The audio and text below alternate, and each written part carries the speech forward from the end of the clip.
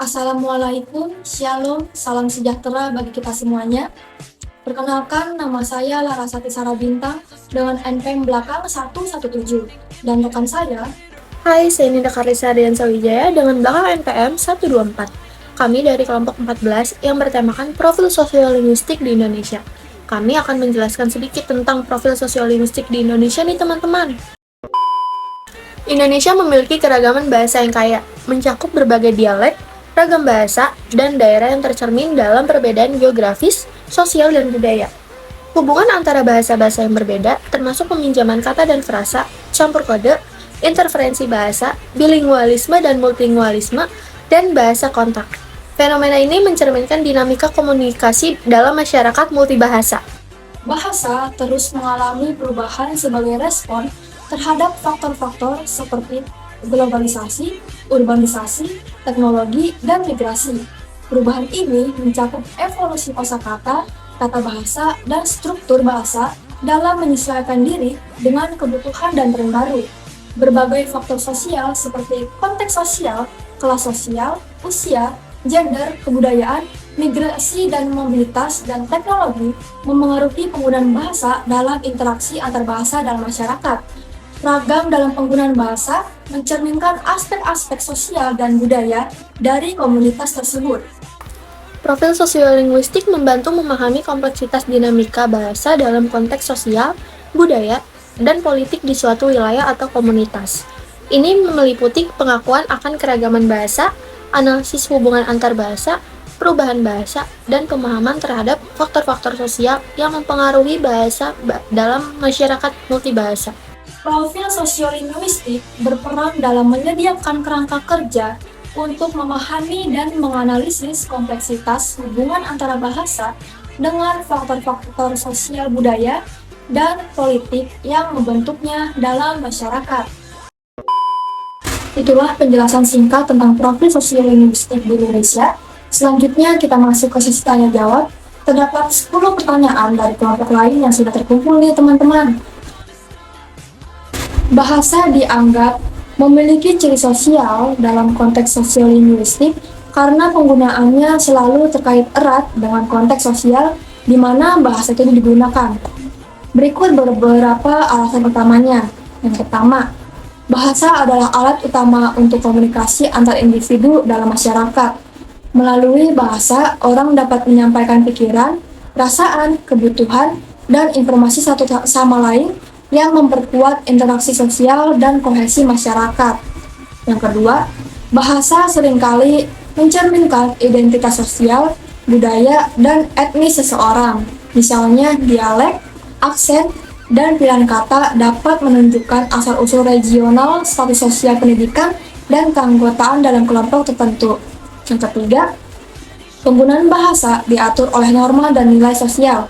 Terdapat aturan tentang bagaimana berbicara dalam situasi formal dan informal, dengan siapa kita berbicara, dan bagaimana bahasa mencerminkan sopan santun dan hierarki sosial. Yang keempat, bahasa berubah seiring waktu sebagai respon terhadap perubahan dalam masyarakat. Inovasi linguistik seringkali muncul dari interaksi sosial dan kontak antar budaya, seperti penyerapan kata-kata baru dari bahasa lain, perubahan makna kata, atau perkembangan bentuk-bentuk bahasa baru dalam komunitas tertentu.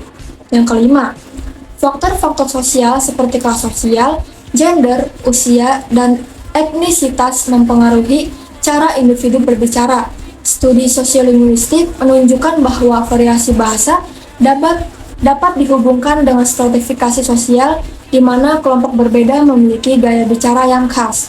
Yang keenam, proses pembelajaran bahasa pertama dan bahasa kedua sangat dipengaruhi oleh interaksi sosial. Misalnya, anak-anak belajar bahasa ibu mereka melalui interaksi dengan orang dewasa dan teman sebaya dalam konteks sosial yang bermakna. Demikian juga, pembelajaran bahasa kedua seringkali lebih efektif dalam lingkungan di mana terjadi interaksi sosial yang intensif dengan penutur asli. Dengan demikian, bahasa tidak hanya alat komunikasi, tapi juga mencerminkan dan membentuk interaksi serta struktur sosial. Penggunaan bahasa Indonesia standar dan bahasa daerah di Indonesia mencerminkan profil sosiolinguistik sebagai berikut. Yang pertama, dalam konteks penggunaan. Indonesia standar digunakan dalam situasi formal seperti pemerintahan, pendidikan, dan media. Bahasa daerah digunakan dalam konteks informal, sehari-hari digunakan pada komunitas lokal. Yang kedua, dalam konteks identitas dan budaya. Indonesia standar memperkuat identitas nasional dan persatuan, sedangkan bahasa daerah menunjukkan identitas etnis dan budaya lokal. Yang ketiga, geografis. Indonesia standar dikenal dan digunakan di seluruh Indonesia. Sementara bahasa daerah terbatas pada wilayah asal etnis tertentu. Yang keempat, globalisasi dan urbanisasi. Indonesia standar terpengaruh bahasa asing dan lebih dominan di kota. Sedangkan bahasa daerah penggunaan menurun di kalangan generasi muda meskipun ada upaya pelestarian. Yang kelima, status sosial dan ekonomi. Indonesia standar dikaitkan dengan status sosial ekonomi yang lebih tinggi, sedangkan bahasa daerah lebih umum di kalangan masyarakat pedesaan dan ekonomi rendah. Ini mencerminkan kompleksitas dan dinamika penggunaan bahasa di Indonesia. Sosiolinguistik memiliki peran penting dalam memahami fenomena multilingualisme di masyarakat Indonesia melalui beberapa cara. Yang pertama, analisis pola bahasa. Sosiolinguistik mempelajari bagaimana berbagai bahasa dan dialek digunakan dalam masyarakat, termasuk distribusi dan fungsi masing-masing bahasa dalam konteks sosial yang berbeda. Yang kedua, identitas sosial dan budaya. Sosiolinguistik membantu memahami bagaimana bahasa mencerminkan identitas etnis, budaya, dan regional, serta bagaimana individu dan kelompok menggunakan bahasa untuk mengekspresikan dan memperkuat identitas mereka. Yang ketiga, dinamika sosial dan ekonomi. Penelitian sosiolinguistik menyoroti hubungan antara bahasa, status sosial, dan mobilitas ekonomi, menjelaskan mengapa bahasa tertentu lebih dominan dalam konteks tertentu, dan bagaimana perubahan sosial mempengaruhi penggunaan bahasa. Yang keempat, pengaruh kebijakan bahasa. Sosiolinguistik menganalisis dampak kebijakan pemerintah terhadap penggunaan bahasa, termasuk upaya pelestarian bahasa daerah dan promosi bahasa Indonesia sebagai bahasa nasional. Yang kelima, komunikasi antar budaya. Dengan mempelajari interaksi antar penutur bahasa yang berbeda, sosiolinguistik mengungkap bagaimana komunikasi lintas bahasa terjadi dan bagaimana konflik atau kesalahpahaman dapat diminimalisir melalui pemahaman sosio-kultural. Yang keenam, perkembangan pendidikan. Sosiolinguistik mendukung pengembangan kurikulum yang mempertimbangkan keanekaragaman bahasa di Indonesia, membantu merancang metode pengajaran yang efektif untuk siswa multibahasa.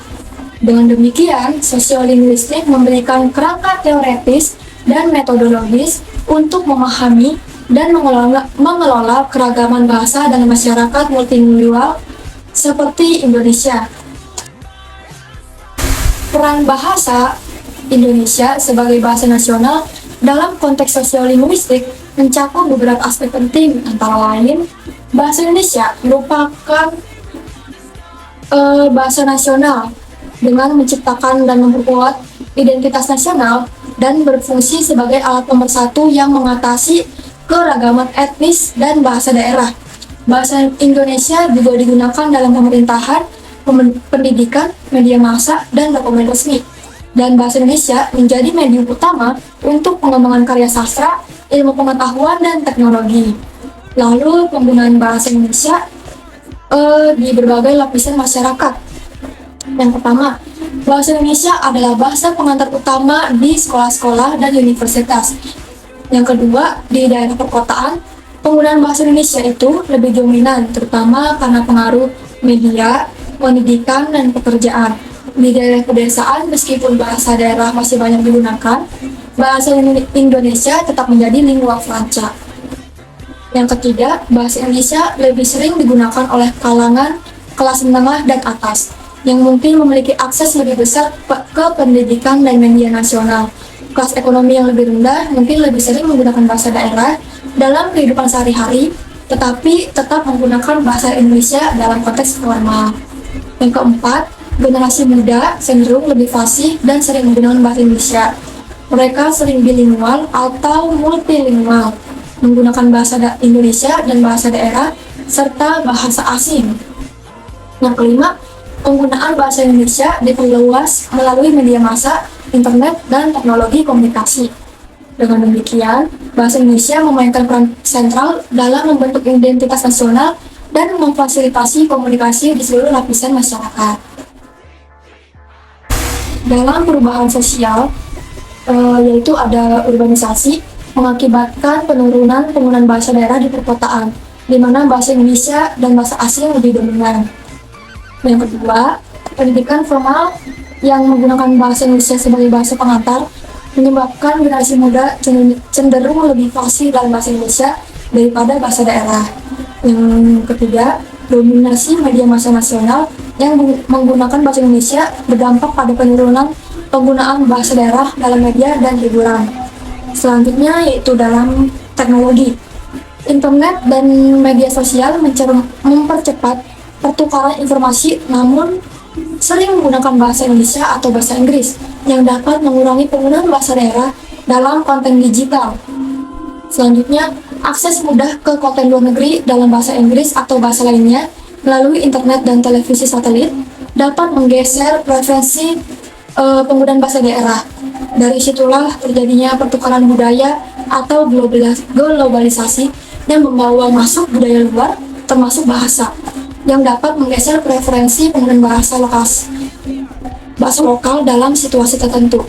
Dalam konteks ini, perubahan sosial seperti urbanisasi, pendidikan, dan dominasi media massa bersama dengan kemajuan teknologi secara bersama-sama membentuk lingkungan yang menekankan penggunaan bahasa daerah dan memperkuat dominasi bahasa Indonesia dan bahasa asing di Indonesia.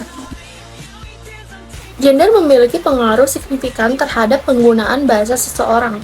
Penelitian ini telah menunjukkan bahwa perbedaan gender dapat mempengaruhi cara seseorang menggunakan bahasa, termasuk dalam hal struktur, sintaks, dan kosakata.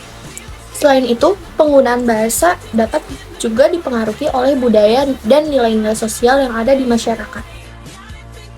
Upaya yang dapat dilakukan untuk mengurangi kesenjangan dalam penggunaan bahasa akibat perbedaan kelas sosial di Indonesia meliputi berbagai strategi. Yang pertama itu ada pengembangan program pendidikan bahasa.